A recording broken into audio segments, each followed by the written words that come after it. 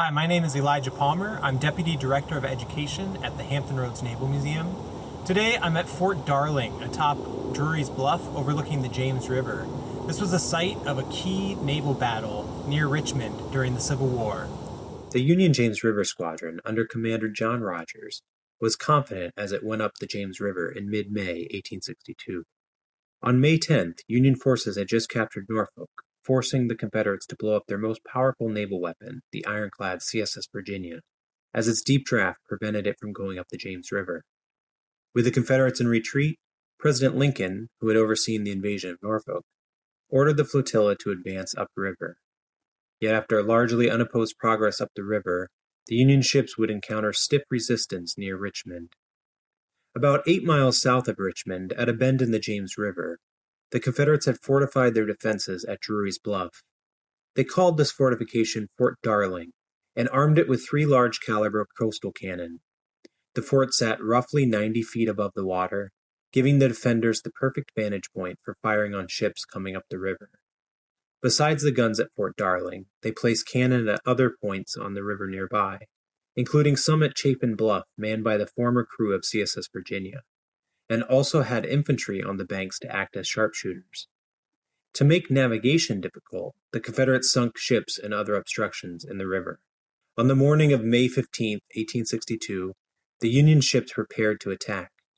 The flotilla was led by the flagship, USS Galena, one of the first experimental ironclads for the Union. The proven ironclad USS Monitor was next in line. Another armored experimental vessel present was USS Naugatuck, which was partially submerged so that its lower profile presented a smaller target.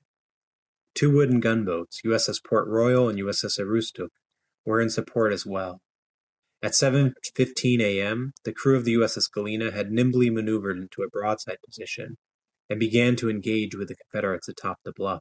The other ships followed Galena into the battle, but Confederate obstructions disrupted the Union battle line, and soon Galena found itself effectively alone, taking the brunt of the enemy fire. The Monitor tried to position itself in front of the Galena to lend support, but found that its guns were not able to elevate high enough to effectively engage the batteries, unless it was farther back behind Galena. Naugatuck's cannon exploded during the fight, taking it from the battle, and the wooden gunboats were driven downstream by the Confederate barrage.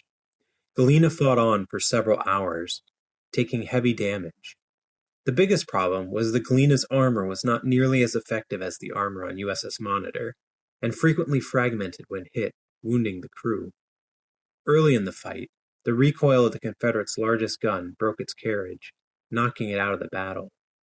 Even so, the Confederates were able to score an estimated 40 or more hits on the Galena, with over a dozen of those piercing through the armor.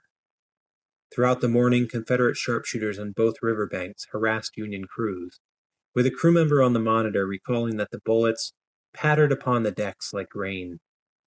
Marines on board USS Galena traded fire with the sharpshooters, and also manned a cannon after its crew was taken out by a direct hit. One Marine, Corporal John Mackey, would become the first Marine to receive the Medal of Honor for his actions in the battle. At around 11:30, with ammunition running low and casualties mounting, Commander Rogers ordered Galena to withdraw. The carnage aboard the ship was shocking, with one account noting that it looked like a slaughterhouse, and another describing the mix of human destruction and battle debris as one horrible mass. The Union flagship's crew suffered 14 dead and 13 wounded, for a 25% casualty rate, with Commander Rogers describing the side of the Galena looking like it had an attack of smallpox, and another officer remarking that the armor was like paper. It is a wonder that the casualty number wasn't higher. Indeed, after President Lincoln visited the ship, he told the crew, "I cannot understand how any of you escaped alive." On the Confederate side, the casualties were 7 killed and 8 wounded. While the Battle of Drewry's Bluff was a fairly small engagement in terms of numbers involved and casualties, the Confederate defense checked the Union naval advance up the James River. While Rogers suggested that another attack with infantry support might have better results, Union commanders decided to focus instead on the overland strategy to advance on Richmond. Drewry's Bluff would not see fighting again for 2 years. The Battle of Drewry's Bluff is another example of how a relatively small engagement can play an outsized role in war. I'm Elijah Palmer with the Hampton Roads Naval Museum. Thank you for watching.